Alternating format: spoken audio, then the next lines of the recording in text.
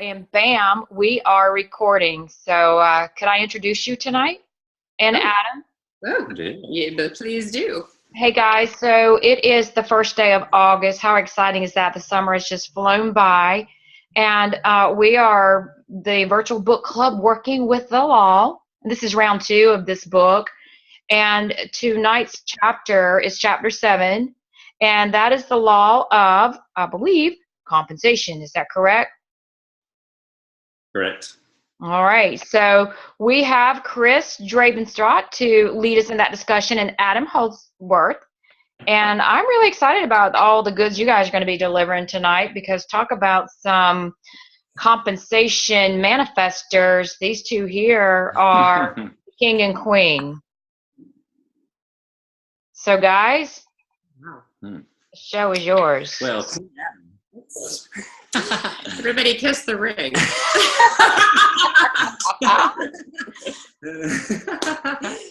I think I want to start with just the definition.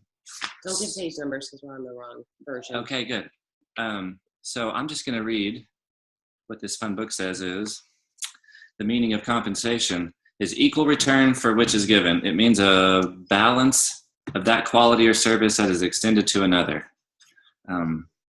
The better your service, the greater the reward, the more business you will attract. So today, reading this, I just really thought it's just, this whole chapter could have been called mindset. It's where you put your mind and where you put your service. So I think everything follows that, whether it be compensation or love or whatever you would like to put in that place. But I think that was really good. Another thing, you can't see the page number. And like, yeah, it's probably around the second page of your book, or about the third page, or maybe what the paragraph starts with. Another thing I highlighted today was it's the little things that count. In the many little things make a big thing. I just want to know if anybody had an example in their own life of little things that turned into a big thing. That was that you guys, again, like we're on a different version, but it was where the area where it was talking about, like, if you have a house and you want a bigger house, that you need to keep the existing house clean and love everything that you have in it. If you wish to have a better home, a finer environment, you must alter your mind right where you are in order to receive better things. And then that's when that sentence follows. It's the little things that count, and many little things make a big thing. So, I don't know. Anybody have any examples of kind of appreciating and taking care of what you have, before going out and getting something else? Is that what it means there? Mm-hmm. Well, I totally track with that, because like I just got this condo, this little beach place, and I haven't put anything in it, like I haven't furnished it, and I'm just being patient with that. But when I come home to my regular home, my primary residence, I truly look around and I go, oh, you deserve to, it's inspired me to take better care of the actual home that I have, and to minimize and just like, even like my car today, when I went to pick up gas, like my car had boiled peanut shells in it, because doesn't every Southern girl's Mercedes have boiled peanut shells? Casey, I know. It should, if it doesn't. It should, right? And I had like empty water bottles, and then there was sand all in it from the beach, and I was like, man, like, how can I truly had that thought, like, how can I have more if I'm not being a good servant, a good caretaker of that which I've already been given? So totally had that inspiration today. And like early this morning when I got up, I was like, oh my goodness, I'm kind of like tidy up and just get this place in better order. Like there's just an inspiration that was coming from that to allow more. But I totally track with that. And I think the sentence that follows that and that finishes the paragraph, it says it's useless to pray for a new home if you cannot take care of your present one. And I think about so many places in this chapter like totally checked me. You know what I mean? Like, I felt like, okay, how many things do we ask for? Do we pray for? Do we desire that are kind of like, yeah, but you're not really doing a very good job, taking care of what you have, like in whatever realm, right? If this gives an example of a home, but if it's like a different job, or if it's more money, like how are you taking care of the money that you have? And it's just, there were so many places, and this being one of them, that just really made me think about, like, like go back and kind of check myself, like, well, maybe I should think, before I get those lofty requests, just kind of how am I taking care of that? Anybody else have any thoughts about that? Chris, that makes sense. What I can say, for example, I am very grateful for everything that I have in the moment, even though I will have to let go now soon. And I see the potential of something greater to come. And it's a great lesson when it comes to you having faith with the laws and applying them. Because if you focus on the now and what it's now, for example, you know that it's okay to let go, but then your strong will, it's being tested. So I totally resonate with you since a child all the way till now in my life. And I love where I am, the house that I have, but I know I gotta let go. So you do manifest. And then you also learn to be fearless when you have faith. I don't know if that makes sense. But you have to learn to still appreciate it, right? Because you have I guess an image of what is that dream home or that dream relationship or that dream job or that dream business. And it might come exactly the same as you imagine it, or even better. That's how I see it, and that's how I have encountered many miracles in my life, and there's still more to come. But the lesson here is to let go and have faith. Awesome. Thank you for sharing that. I wanted to add real quick. Okay. I know, Cindy, you mentioned that you're being tested. Like it's like being tested, but I don't feel that way. Just, I don't feel like it's a test. But, I can appreciate that. I'm getting some feedback from somebody. But I can appreciate that it feels that way sometimes. You know what I mean? Like, it's just kind of where you are. That's just yes. You know what I mean? Like, that's just where your awareness is. So that's a good thing, because that brought you this awareness so that you can lift out of it. Exactly. Yeah, so, yeah. I totally agree with you on that. When I come from the point of being tested, it's that you love this, you know it's true, because it comes internally within you. There comes the point where you are to apply it, if that makes sense. So I guess I take it as a test, and probably it's not. It's just a lesson in life. But let's see how faithful you are to apply the law, because it's the law no matter what. So if you're, for example, know that you love this, and I'm coming from own self experience, because I'm like passionate about talking about it. And when I guess situations come as experiences, I guess I tend to say it's a test. Let's see how well I am on it. But not in the, I'm not saying it in a negative way. I'm just saying, like, let's see if you do understand what the law, like in this case, the law of compensation, which is giving in a way, in order to receive. I don't know if it makes sense the way I'm putting it. Well, Cindy, I think a great way to put it is, well, I don't know, I want to say it's on page 70, but In the middle of this chapter, it says, if you want success in living life, you must exercise an intelligent discrimination of your thoughts. So I think exactly what you're doing is fine. You just lay it out there and see if it serves you, and if it doesn't, you move on to the next thing. I don't think it needs to be much harder than that. I mean, this chapter kind of breaks it down to make everything really simple. We just make it hard. So I think you're doing just fine. Yeah. Because it goes on to saying, if you're sowing that type of seed, what kind of harvest do you expect to get? So I think it's plain and simple in that regard. I mean, you either think about scarcity or you don't, or you sow a different seed. I guess that's another way to put it. That's a great way to put it. Yeah, sounds good. Thanks.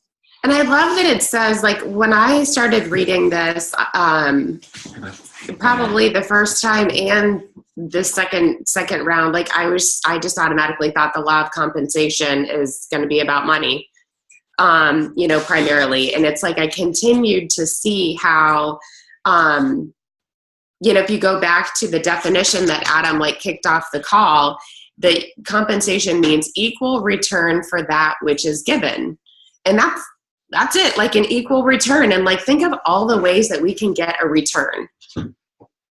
So as we give, someone could be cured of miraculously cured of an illness that's close to us. It doesn't have to be if we give, we're going to get this money. I mean, a return, an equal return. There's so many ways that we can reap that harvest.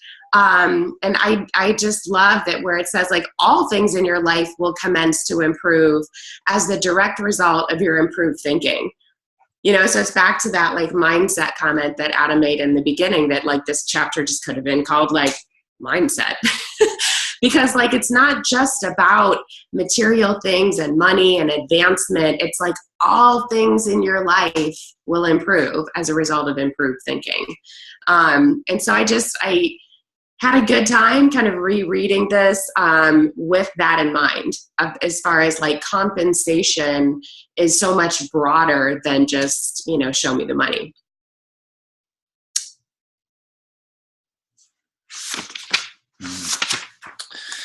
Does anyone have a sweet aha moment from reading this chapter? Oh, that was such a good point. I mean, I felt the same way, Chris. You just assume it's going to be about money, and it was so not. It's just that, man, it's just every chapter has sort of been that way too. The law of receiving was about giving. The law of compensation is about giving. That's interesting, right? Serving, giving. It's very true. An equal return, again, it's time to check yourself. It's well, why don't I have? Well, what are you giving? If it's an equal return, you know what I mean? Well, I mean, you got it this. There's so many places in this chapter that I was doggone it. Let's go back to the drawing board. Yeah, totally. I am in agreement with all of you, because that was the first thing for the second time. It's a great reminder to reread this loss, right? I called them blessed loss. Anyways, I thought it was about money. I'm it's true. It's even if you give a smile to someone when you're walking out, it might brighten their day, or it might brighten my day. I don't know.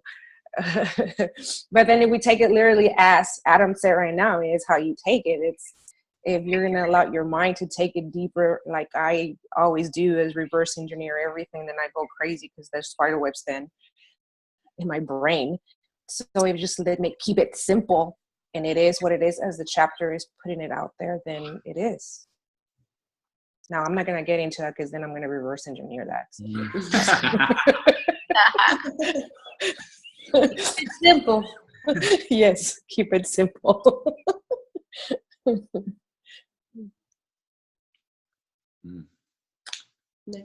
Next thought.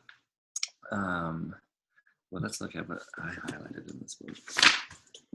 Oh, man.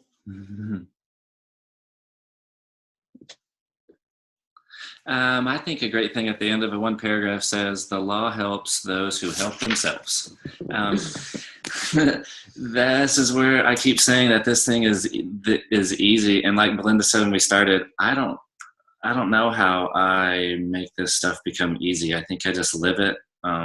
And my faith is at 100% that something good is going to happen just because I live it that way. But it also says in this chapter that only when we cease to recognize a condition do we cease to attract it. So it's just called put in your homework, or do it consistently, or find a way to make yourself feel better. And to me, in this chapter, what we've talked about so far is, man, give away what you got. It all comes back to you. You are compensating somebody else, and it doesn't matter. It just doesn't matter. It'll all come back to you one way or another. It always does. Because it just says over here something about, where did I see the thing about science? Oh, the laws of successful living are the same as the laws of science. The supply and the possibility is ever the same at hand. But it is our problem to change the use or the application of the law in order to bring about conditions better than those we have had. It's Dave MacArthur talking about law of gravity. Like, it's the belief, the 1,000% belief. Yeah. Like, there are laws that we believe all the time, 1,000%, right? And they always work. So we were talking about that last night. Like, there are certain things people have faith in that it's like, I know that God is going to do X, Y, Z. I don't have proof, but I know that I know that I know. And guess what? Boom, that happened. You're going to be like, I knew, like, God will provide, right? Like, because you have 1,000% belief in something. And it's like this, the laws of successful living are the same as the laws of science. Like, our success, what we receive out of life is the same as that. Like, the law of gravity, it's going to fall every time, right? If you believe it is, like, does it ever fall up? No, it always falls down. So it's up to us, right, to change our thoughts, to change our minds, that belief. The thing that Adam just started with about it's until we cease to recognize a situation. So, like, we can't even, like, when we're changing our thoughts, it needs to become a point that, like, we don't even recognize being broke. That doesn't even come into my mind, like, that I'm not going to have enough money, or that I'm not going to get this new house that I want, or that I'm not, like, it's like we have to cease to even recognize that. That's some crazy, I mean, it's good, but I mean, it's not easy, like, at what point can you get to, I'm going to use alcoholism as an example, because for me personally, with, having to be sober, there's a point, like, when you're going through AA, where you have to, it's just hard. It's hard to not want to drink alcohol. It's difficult. Like, you do think about it, and everything reminds you of it. And you'll hear people that have a long period of time of sobriety be like, I don't even think about that anymore. And I'm like, how is that possible? Like, how do you just not think about it? Like, that just blows my mind. But it has gotten to the point that their thoughts have changed to such a degree that it just doesn't even enter their thoughts anymore. And so it's like, the law is the law. It's the same for anything, that if we fully believe, fully trust, fully have faith, like, it just is. That was a huge aha for me. Belinda, I have a question for you. On our second page, it says, if you've been brought up in a world amidst lack and limitation. And I know that when you gave your presentation at Bliss, that was part of your presentation, that you just grew up in lack and limitation. So how do you go about fixing your thoughts on that part?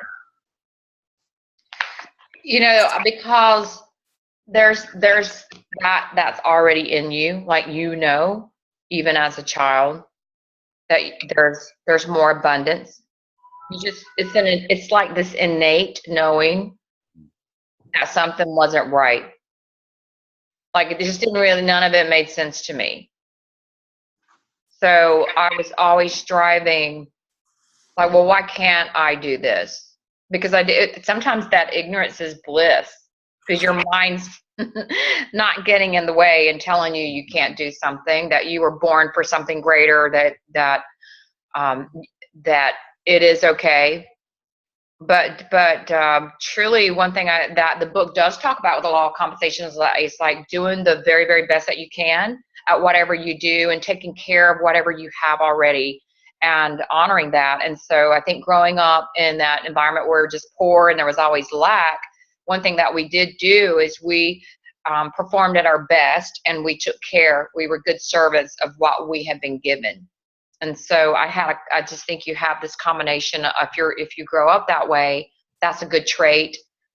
And also the trait of that we all are born with, this just inheritance. Like we really are born with that, and we only learn immediately coming out of the womb. Like we're manipulated and taught these paradigms, right? And we're suddenly in this world that doesn't even resonate with us. Did any of you ever feel that way? Like maybe it's a small child or something, like you didn't really understand?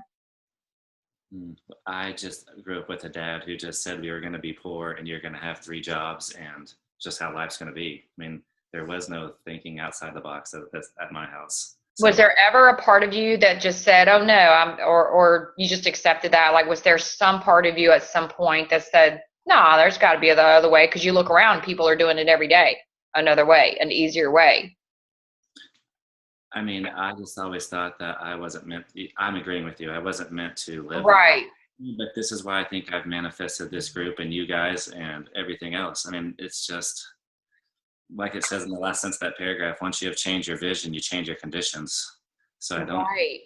I think if this is a project that you have with somebody else or something like that, I think it's just all about finding a way to change a vision, or to give them something better to look at. And Belinda, I think you are great at that. When I watch your webinars or any of those things, you cast a vision to make it different. It doesn't mean I hear you or believe you, but you do a great job at it. Well, thank you. I think we all do. That's what I love about this group, and what I see everybody, it inspires me to know that we're all having these kind of discussions. Yeah, it's good. It just reinforces, especially for people such as me. There's more crazies. Yeah. It's like right? Like crazy. Sue, you're crazy too, about But it's like we're the new normal. Like, no, they're crazy. We're the only ones going, wait a minute, guys, let's kind of stop and figure some stuff out, because we weren't supposed to be broke, sick, tired, at war, killing each other. Like, no, like there's a part inside of us that knows, no, that's not how it's supposed to be at all. I believe that knowledge is in everyone, and we're born with that knowledge. We just lose it so quick because of programming and belief systems and lack of knowledge about the laws. And for us to even be having this discussion is huge. I think David Hawkins says in his book, like it takes like one illuminated person. Casey knows that quote too. It's in Wayne Dyer's. You're studying that book too, aren't you, Chris? Or is Power of Intention? No, I'm on Manifesting Change. Oh, gotcha. Yeah, he's got so many great ones, doesn't he? Mm-hmm. But it talks about like one person that's enlightened, that knows this knowledge and that can share these laws, spiritual laws. One awakened person can send a vibration and an energy that could affect thousands of people. And then at the level of a Lord Buddha, Lord Jesus, can just change the whole world. Like we really can. It's not one for one person, like there's them, us. It's just one person has the power to light a huge, massive amount of souls. Casey's scrambling to find it right now. I came in and I heard you talking about it. I had a call that I had, and I heard you talking about it. I was like, oh, I know what she's talking about. That is like, it's either in chapter 2 or 3, Casey. I know it's pretty early on in the book, maybe 3. But it's powerful. That paragraph's really powerful. So I think that's what's going on, Adam. Yeah, well, totally good. I like it. I mean, I think this whole chapter could go down to this one sentence where it just says your failure to realize these things is a miscalculation and a mistake. That's it. You can have all the compensation you want. You just have to get out of your own head. And we had a discussion last night when we were talking about this, guys, too, about like the shifting from the perception of separateness, that there's us and then there's God somewhere else, and like heaven is like separate from us, and like we compare ourselves against other people, and so we're separate from everybody else. And it's like once you start to shift, at least this was true for me, of that, like we're all one, like we already have, where's the thing that says it just always is? It is, yeah. So it's kind of, for us, it's on like the second page of the chapter, the paragraph starts, the purpose of this lesson. The law does not need to change. Oh yeah, that was after the miscalculation mistake. The law does not need to change. Success or prosperity does not need to be made. It always is. But you in turn must change. Then your affairs will follow the change. And thinking about like, I always thought like that separateness, not just with like, you know, praying like to God, like somebody else, not that God is already in me, right? Like there was that idea of being separate. In the same way of, you know, like what I have, like that I have to go get more money. I need to get another promotion. I need to like attain or obtain something else. And this law is saying like, it already is. Like if we're all one and we're all made in the image and likeness of God, and the universe, God wants us to have abundance in every part of our lives, like, what are we asking for? It's like, it's already ours. It's already inside of us. So all we have to do is change our thoughts about it. I do already have it. So we're back to that. I am that. I am this, because we already have it. So I just started thinking about like areas in my life, like that I limit myself. I'm the only person that's in my way. Right? There's no one out there that's like, oh, Chris, you can't have that just yet. Like, we need to wait on that. Let's be patient. No, I'm the one that's like, I probably can't do that right now. That's I'm in my way, you know? But like, we're all like, if the way that this book is, and Hollowell is saying, is that success or prosperity, it doesn't need to be made. We don't have to go get it. We already have it. We just got to change our minds about it. Does anybody disagree? I love when we step on each other's toes. So if anybody's like, you are... No, I don't disagree with you. I actually do agree with you. And you remind me of, I remember from Bliss, you were there, Adam, and Belinda. I couldn't be there, but I'm going to be on the next one. Anyways, blah, blah. Come back. Cindy, you remind me of David Cameron Candy, because if you all remember, when he came and he was interviewed by Casey and he shared all this goodness, and he said it because I asked a question, or probably was after, I don't know. Anyways, I asked him what you just said right now. You know, when you know that you got to, but then, and you, Adam, said, Cindy, if you think about it too much. Anyways, I'm doing that again. Okay, hold on. He says you already have it. It's already there. It's just you that's keeping it to manifest, because of your thoughts and your, like my spider webs and my reverse engineering. So that's why it takes a little bit longer. But then, of course, time, it's an illusion, right? We're talking about the universe and the laws. There's, what is it called? We're in the binary time, but then the universe, there's no time except for the now. That's the only time, I guess, and I guess I'm getting off, but then still the same. Anyways, the only time binary in the universe is the now, the present now. So it's already there. When you feel it and you think about it, you know it's yours, but it's just your mind. As you just explained it beautifully. He said it. It's yours. It's just a matter of fact. It's just a matter of how long you're going to keep it to be yours. Did that make sense? Did I just confuse everyone? I loved it. I mean, that sentence, I read it over and over and over, that it's like, success doesn't have to be made. It always is. And I'm like, it's kind of a strange way to put it. You know, like, it doesn't need to be made. It always is. I'm like, is what? It just is. Like, it's like the I am. Like, I am what? I am. Like, there is no anything else. And so then you think about, like, oh, I'm trying to get 3-star, 4-star, 5-star. Like, I got to get it right. I'm trying to obtain it. I'm trying to make this success. It already is. It's my thoughts that thinks that I'm down here, right? Like, that I need it. I mean, I don't know. It was just huge. I'm like, it just is. It doesn't have to be made. I'm already, and who's to say that, like, the number of cycles, or I'm just using that as an example, or the amount of money or whatever it is that we're measuring means success. Like, a lot of these books that us crazy people are reading, that success is like, what's happening on the inside? Like, how, you know, like, what is going on in our lives and our, like, manifestation? Like, that's like, shoot. You might be like 10,000 star, like, good for you. But guess what? Like, I am bawling of gratitude every single day. There is no amount of stars that can give me that. Right. Maybe some. Maybe there's a limit. You have to put it in there, because When I get to the stars, I'll let you know. But I mean, I'm thinking of some stars that could really make me bawl with some gratitude.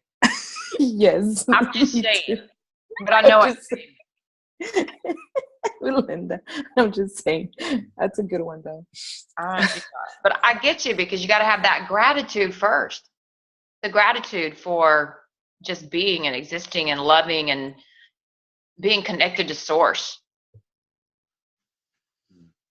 That's some goodness. I'm going to change subjects a little bit, but something that resonated with me also in this chapter, maybe about 4 pages in, where it talks about to blame your difficulty on outer conditions or on other people is not correct. And I grew up, another thing that was wrong, I just grew up in that world blaming my parents that we don't have what we don't have, or when I got to college and compared myself to everyone else. It's just, you know, at the end of that little chapter or the paragraph, it says, check back and readjust your ideas. They are creating and bringing forth your conditions. So if you don't. AKA, check yourself before you wreck yourself. Oh. Thank you, 1991. I'm just saying. Thanks. Check that. Sue, that was a rap song, by the way. In case you didn't know. Sorry. So I think a great thing for everyone this week, while you're just readjusting, looking for compensation, just check your ideas, readjust what you got, and just see why you don't have what you don't have. I mean, it doesn't necessarily mean that it's coming tomorrow or the next day, but at least you can change your thoughts to being positive and outlook. And like Cindy said earlier, that you already have it and you just keep thinking about it, put it in the forefront. And I think that'll help everybody out. It just makes it 10 times easier if you think you already have it and you're not having to go back and blame somebody else or some condition that isn't true, because it says the law is the law. It doesn't work that way. You're wrong, not the law. Give the example of repetition that Dave MacArthur said, the 4-time thing. He does the 4 times. Like, to learn and remember. We had a conversation earlier today about how you make this stuff stick, or how, like, if reading this chapter just didn't do it for you. And Dave MacArthur at some bliss retreat, I do believe, I'm not sure which one it was, but he said that if you read this the first time and it doesn't stick, then you need to go and get the audio. And if you listen to the audio and it still doesn't stick, you need to read the book while you listen to the audio. And if you're still having a minor problem, you may want to jot down the whole book. I'll transcribe it. I'll transcribe the whole thing.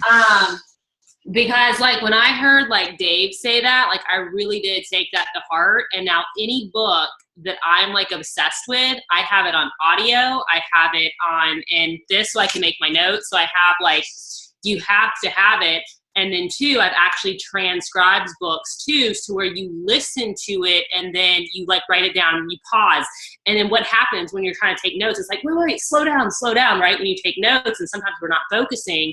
And so you pause it, and then Audible has that reverse 30-second. And so then you reverse it 30 seconds, and then you listen to it again. And by the time you've listened to it, it becomes kind of your own.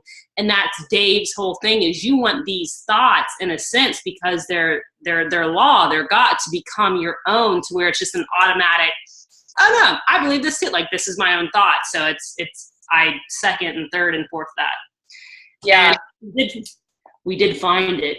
Oh, cool. But yes, I had to say that. I agree. And going back to piggybacking on what you just said, Casey, you know, David Jilks just did his the I Am project this weekend. And he talked about that. He said so many of us in personal development, we get all these books, like tons of books, and we go from one to the next one, to the next one, to the next one, and we have all these shelves of books. He said, really, if you just took one, because most of these books are the same, you know, basic belief that we're all, you know, feeling and studying, you know, basically they're the laws, right? Everything from Happy Pocket Full of Money, or Success Principles by Jack Canfield, or Feeling is the Secret, Wayne Dyer's books like The Power of Intention. But if we just took one book, like Casey said, and became really masters at that book, in the sense where it feels like your own thoughts, because you're just living it, you're breathing it, you're applying it. Like that's why I appreciated that Chris wanted to do this series again, right? Because when I first did this series, I was like, man, if these are the laws, we can just study these laws all the time until we get them. Sure. What's so funny? I just asked Casey, I said, when you said, like, if you just took one book, I said, what would your one book be? And she's like, oh man, like there's so many. And then she said Science of Getting Rich. And Adam just said last night, man, if there's one book that I think matters more than anything that changed my life, it was The Science of Getting Rich. Man, I was just looking at that book right now. Well, guess what the next book club's gonna be? And the other one too, Think and Grow Rich, right? Oh yeah, I love that one. Yep. What I love about The Science of Getting Rich is that there's a series where there's the science of getting rich, the science of being well, the science of being great, and the science of, what is it, optimism, you probably know what's that word, Jason? Opulent, or it's like omnipotent. Omnipotent. Pretty close. Very, very potent in omni things. Yeah. Right. But there's a series of them too. But that's the book that I personally read after I read Mike Dooley's Manifesting Change. It Couldn't Be Easier. That's the book that personally introduced me into. It is a biblical, scientific fact, and kind of the science that like wove into all of the whole thinking. Everything. Yeah, into your thinking. Into your thinking, yeah. So that was, but then after I read that, it went to working with the law. So the very first one was The Science of Getting Rich. Was that Earl Nightingale? No, that is Wallace Wattles. Oh yeah, Wallace Wattles. I've read Happy Pocket Full of Money, and the very first forward of the very first quote is like, there's a science to getting rich. There's an exact science. Right. Science, and those who, I can't remember the exact quote, but it was like, I got that. Yes. I got that book. Anything Casey and Dave MacArthur and Lenny Evans says to buy, I'm buying. That's me. That's me, Casey.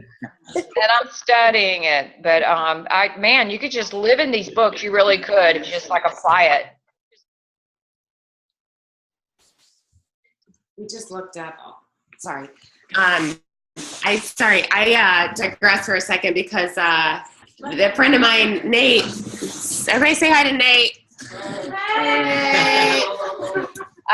Nate is actually a friend of mine from Chicago, and he lives in Fayetteville, but God saw to it that we just both show up in Fayetteville at this time in our lives, so it's kind of fun. But from our church experiences, like we hear the words omnipotent and omniscient all the time. And I just said like omnipotent, and I said all knowing. And then I was like, wait a second, I think that's actually omniscient. And omnipotent in church, we would say he's everything all the time, like talking about God. And I was like, is it everything all the time? And so Nate just looked it up, and it actually says having all power.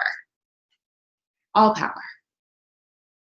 I think that's cool. Sorry, I'm like a wordy kind of girl. So I think that's cool. I thought that was neat. Yeah, so I just wanted to correct because I said it was all-knowing, but that's actually not correct. Okay. Power knowing.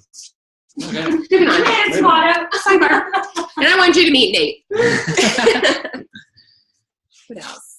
We should probably. We got about 10 minutes. I think we should go through 1, 2, and 3. Hmm? Oh, man. First, second, third. It's back to checking yourself. Let's go to the back of the chapter, the end of the chapter, we? where it talks about where you fail to use the law correctly, and the 3 points common in everyday life. You may fall in a snare and a delusion. First of all, do you expect something for nothing? I don't know. I think that's where I used to live. I just expected that it was supposed to come just because I was being good, or Baptist church told me so. So something to, as Chris says, check yourself. The second one is, do you hunt for things that are called cheap? I think this is just part of changing your mindset a little bit, where it's coming or you have it. And I guess if I looked at this and said, if you can't afford it, you just put it on your vision board or put it out there in the universe that you do own it. As Cindy said, you already have it. And I think out. For me, like that was a big check yourself, because I love a good bargain, and do a lot of shopping at TJ Maxx and Marshalls, and but I think there is something to a mindset of always having to look for something that's cheap, like that because the money is tight, and we got to make sure that we, and maybe there's a fine line between like being frugal and responsible, to whom much is given, much is required. But at the same time, I was like, ooh, I might have to think about that a little bit, that like everything doesn't have to be like the cheapest thing. Like it's like there is abundance. And so I don't have to worry that this money is like not going to stretch, so I have to spend like the least amount of money all the time. That was something I'm still thinking about. And in that same paragraph, it says, cheap thoughts bring cheap returns. It limits your thought to a state where you support underselling, cutting, bankruptcy, and dishonesty. I don't know why anybody wants to have that thought. It doesn't make any sense. It also says you become a party to the violation and come under its penalty. So I'm not sure. Well, Adam, you just cured us of all that. I was going to say though too, for like that, because there's something to be said about being like smart with your money, or like what are you going to spend it on, or money that's kept safe does flow, or when it's so like for me, I look at something that like, okay, I'd rather like spend my money if this certain amount like on this thing, like on travel and luxury or whatever, and I'd rather have this piece of art that was $12 that like I thought like looks really great and how like nifty and crafty it is for $12 than something that's $400 that's on a wall. Like for me, the experience brings me more internal value than that thing on the wall. So I think that it also comes down to like where do you, or like what brings you joy or value, or like bargain hunting more so. So I think that there can be some, and I don't know, maybe this is just me lying to myself telling me this, but I can see a different like on what does bring you more value, or like if you think like bargain shopping, or but just being like aware of like where your dollars do go, and being kind of smart in a sense too, but then like whatever, spending your money and being open to flowing that money there for something that brings you the most joy. Like I just love spending money on flying business class. I just love it. Like, even though it's absolutely ridiculous, there's just something about being that I love, and it brings me joy. And so even though I see it, I'm like, oh, it's expensive. I'm like, I'm doing it. It's up on my vision board. I see it. I'm doing it because it gives me this feeling. But something on the wall, if it's $12 or $400, if it looks great, it looks great. So I don't know. That's just what came to me about value or bargain shopping.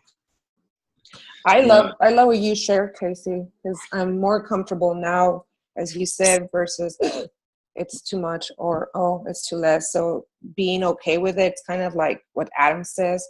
I guess you live it with faith, and because when it comes to financial, right, it's money. It's a tool, and when you allow faith, and I'm a walking example of that. That's what I'm trying to say. Somehow I will manifest whatever the funds that I require in order to grow personally or business-wise, or, or even if I desire to do my nails, which I don't, for example. I do really good nails for free. Oh, cool. I got to come visit you then. It says though, Cindy, in that paragraph, if you place yourself in a vibration that lowers your yourself in a vibration that lowers your present state, if you think like that. So yeah, I guess if you feel like you're getting low, then maybe it's just time to internally take a look and see, if the dollar in your purse, is worth spending, or if it just makes you feel better. I mean, I think that's part of how it goes. True. That's true. You're right. Yeah, It makes you feel better. Third one of this third law thing is, do you begrudge spending money? And I have a great example today. Sitting here at Casey Pluff's house, we are talking about computers, and she wants me to buy a computer that I don't care to have. But it's just me begrudging spending the money. It has nothing to do with anything else. I mean, it's just me looking for a purpose to find it to spend somewhere else or to save money, which isn't the point, when she makes it quite clear that this is my business and the computer is a way to make money. So True. That doesn't make any sense. It actually does make sense, though. Well, I'm not living the law, so here we go. Tomorrow when I buy a computer. A Mac. Is it a Mac Pro? Well, you know what Casey wants me to buy, Belinda, for sure. A Mac, right? Yeah. Yeah. Jason, I'm interested in your thoughts here, because this, to me, puts me right in the mind of tithing. God loves a cheerful giver. And it says, like, even if it's your last dollar, spend it cheerfully. In this way, you comply with the law. Often when we get a low level, we begin to tighten up on our purse strings, like, we hold back. I don't know. Again, like, that's doubt. It's we should be giving freely, knowing that the abundance is coming freely in return. And I just, like, I don't know, I thought about this, the begrudging, like, do I really want to let this go? Well, it's not you didn't make it in the first place, right? Like, it was given to you, and more will be given to you. I don't know. What are your thoughts, Jason? As I understand it, the book of Malachi in the Old Testament, the last book of the Old Testament before New Testament, it goes in and God is telling the prophet Malachi, he says, complaining, he says, where is my honor? God is saying, I have given you all of this, but yet where is my honor? You're not showing appreciation to your Father God for what I provided to you. And my pastor, he teaches about honor quite a lot. And he says that the currency of the kingdom is honor. He says the currency of the kingdom of God is honor. It's acknowledging God's rightful place in our lives. And the tithe in the Old Testament was to bring your first fruits. It was to bring not what was left over, but it was to bring the best. It was to bring, in that day, it's often livestock and lambs, cows. There were rules in Jewish custom about what would be considered a suitable sacrifice or a gift, that it was unblemished. And then in the New Testament,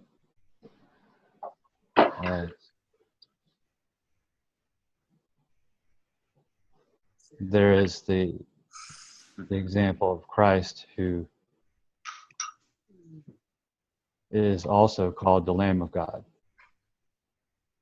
And he was the best that our God, Father, could give to us. That's a great That's so, thank you. Thank you. All right, finish her up, sister. All right. Thank you, Jason. Kathleen, did you go away? I just saw her pop on. I just wanted to be like, hey. I'm here, but I haven't been following along in the chapters. I just jumped on to listen. All right. That's cool though, man. We're always so glad for anybody, because it's just like just great discussions. Even if you're not reading the book, it'll make you want to go read the book. Yeah. Ileana or Avis, we've been talking. Do you guys have any thoughts to kind of close us out?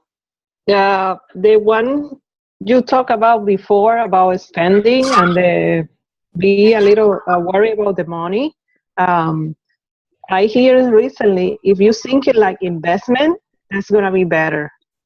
Not thinking like you spend, thinking that it's gonna be invest for you or for something that you need or want.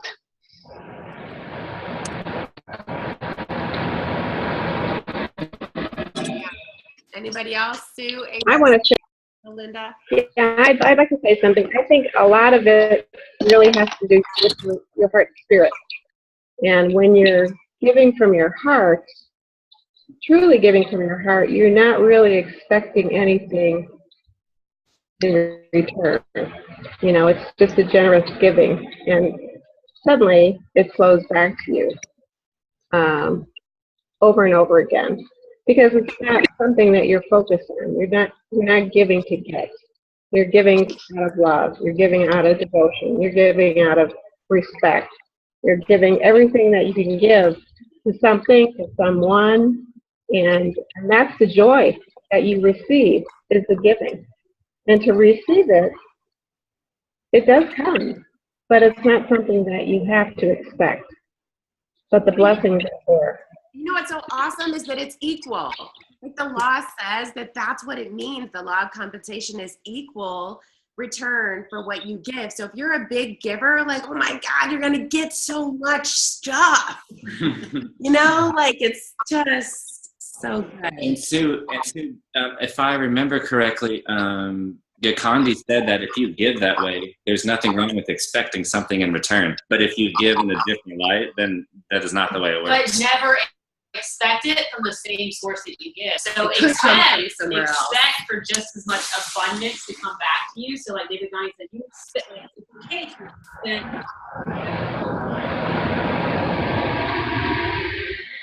that just never expect it from the source in which you give to. So like if you go and you help somebody and you give them $2,000, because you like never expect something from that. If you go and you spend a week with somebody, moving them in, giving your time, if you go to the orphanage and devote your time, take canned good, don't expect that it comes back from that area that you gave, but you can expect for just the same amount of love and abundance that you have given to come back to you sevenfold. Just don't put expectations, stipulations on where it comes from, because it will come back. Just give, enjoy, and release, and it by law, by God, comes back sevenfold. That's fun. Some good shit right there. Yeah, I love that right there. That's so true. It's not a tit for tat. It is just energy being exchanged and the law of reciprocity. Yes. Casey, I like how you have your window with all the writing on it. That's really positive. Thank you. It comes from this book. It's the 7 Faces of Intention. So it all comes from this book right here.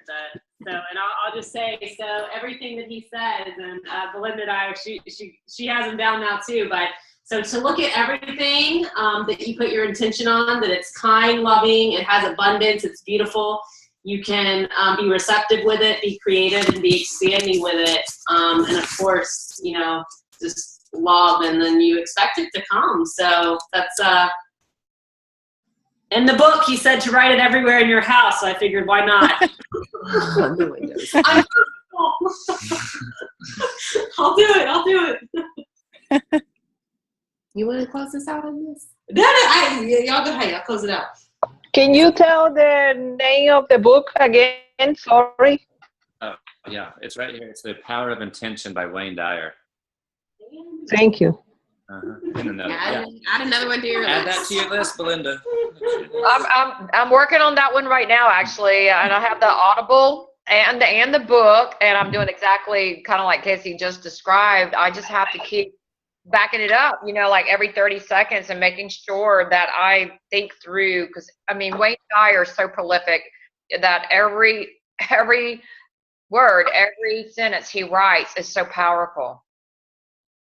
And he just really has the laws mastered. And that's why I love this book, working with the laws. So great job tonight. That was a lot of fun, Adam and Chris and gang. This is fun. Did you guys enjoy tonight too, as much as I did? It was great. Thanks for letting me be a part of it. It was fun. It's fun. Love. Yeah. So I'm going to finish with this. We are free agents to choose the method of procedure in our life. The law and the thoughts and through its expressions, all things are possible to us. So, thoughts are things. Make it good.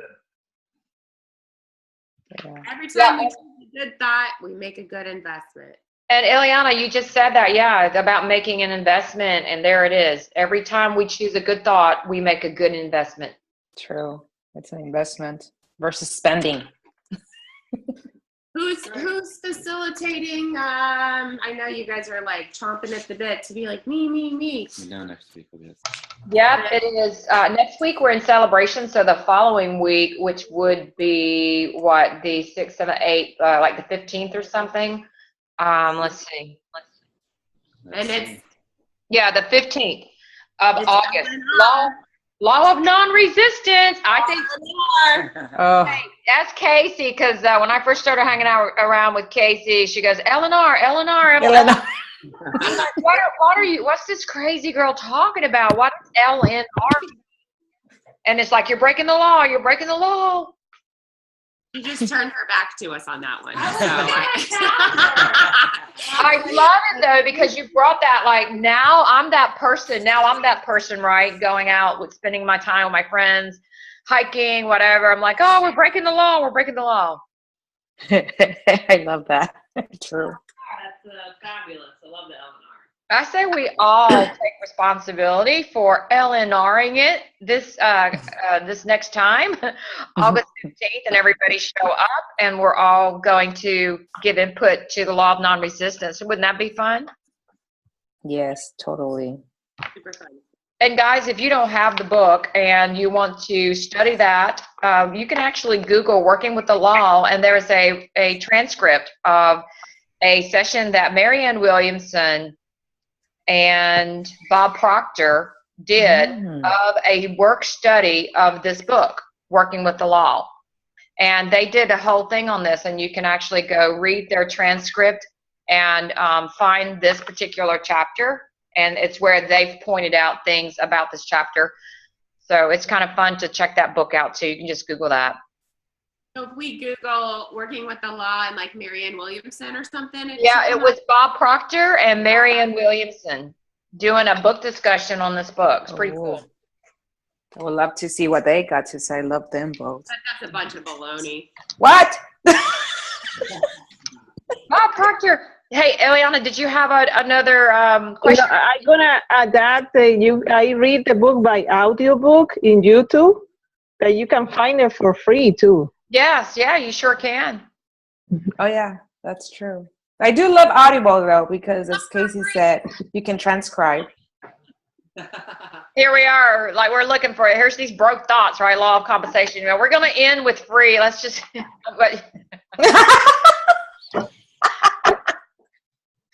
It's fun though. It's fun.